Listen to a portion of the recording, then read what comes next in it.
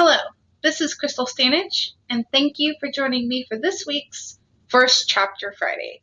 Today I will be reading from Sean E. Thomas's Alaska Dutchman, which is part of his Robert Sable mystery series. Hope you enjoy.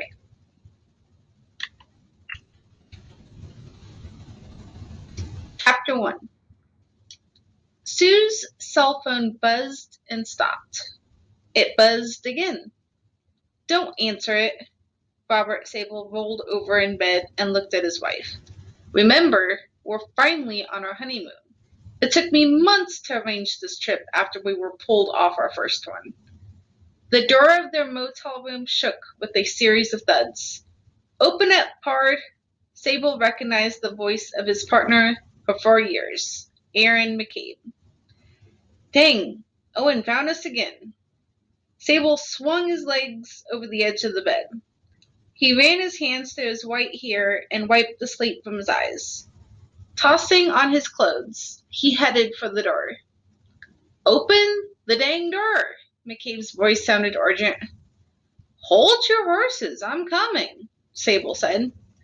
You should answer your phone. Sue slipped on a bathrobe, opened the cell, and answered it. Okay, what is it this time?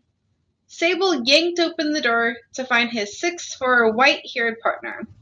From the look on McCabe's face, he could tell it wasn't good. Owen? McCabe shook his head. We're on our guaranteed honeymoon, Sable said. Owen said he wouldn't bother us. It's not... Oh my God, Sue said. Sable turned to see Sue slumped on the bed. He rushed to her side. Are you sure? She said into the phone, tears streaming down her face. Are you okay? Sable put his arm around her. It's my godfather, Red. He's been murdered, she said, and paused. Yes, Dad, that was Robert. Sable put his ear to her phone while Sue listened. What happened?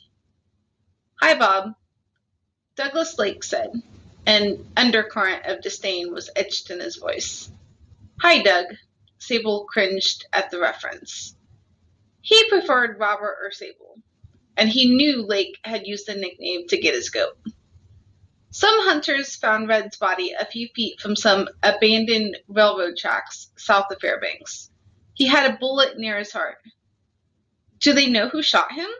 Sue asked. No, the case is ongoing. I hoped Bob would take over the case. Sue looked at Sable pleadingly. He will, Dad. I'll do everything possible to put the killer behind bars. Thank you. I know you will. Put your Tlingit nose to the grindstone and get after him.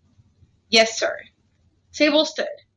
Deep down, Sable knew Sue's father harbored latent racist views of his half-Indian heritage, but was trying to overcome it.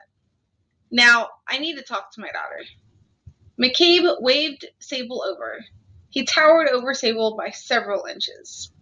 Owen wants us for a case? Sable was almost seething. Captain Carl Owen had pulled Sable off his first attempted honeymoon for a murder case. This time, Owen had promised Sable not to call him. No, he wants us to find who killed Red Bennett. Sable lifted an eyebrow. As a favor for us? Doug Lake has extensive pull with our governor, Ron Landon, and Landon called Owen. See you out at the car in a few. Sable went back to Sue and put his arms around her. Tears were rolling down her cheeks, and her eyes were red-rimmed. He hugged her and kissed her on the neck. Don't worry, we'll get his killer. I know you will, she sobbed as she squeezed his hand. Can you get back home? She nodded weakly and dabbed her eyes with a handkerchief. Are you sure? Yes. Sable went to the nightstand, picked up his belt and holster, and put it on. He looked at Sue, wanting to touch and comfort her. Yet he had a bad guy to catch. Where's your godfather's cabin? I want to check it out.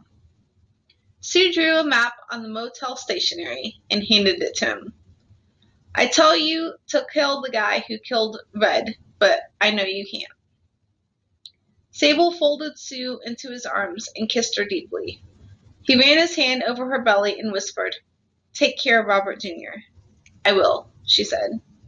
"Hey guys, get a..." McCabe started and realized his levity was out of place. "We have one." Sable crushed Sue to his chest and kissed her again. As he turned to leave, his hand ran down her arm. He took her hand and squeezed it. "Don't eat too many pickles." When Sable stepped out into the cold, crisp morning air, he took a deep breath, enjoying the clean, pure wilderness air. As he exhaled, he saw a slight wisp of breath, hinting the advent of fall. The pale blue sky began to turn almost white as the sun rose above the mountain peaks. Further toward the north slope, high stratus clouds lay as a thin blanket over the sky. McCabe had parked across the lot next to a solid wall of alder, birch, and spruce. Sable looked back at the Aurora Lights motel with a pang of regret. It looked much smaller now that he was leaving and saying goodbye to Circle Hot Springs. Maybe next time he'd get the chance to enjoy the town's healing waters. And that is the beginning of Sean E. Thomas's Alaska Dutchman. If you would like to know what happens next, check this title out on Hoopla. Thank you and have a great day.